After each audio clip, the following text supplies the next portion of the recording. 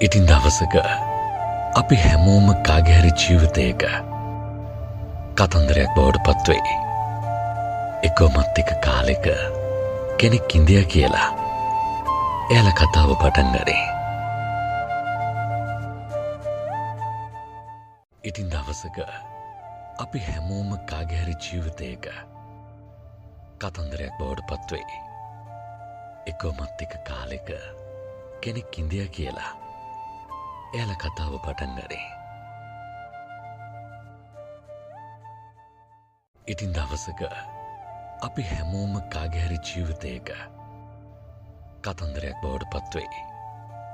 එකමත් එක කාලෙක කෙනෙක් ඉන්දියා කියලා එයාලා කතාව පටන් ගන්නේ.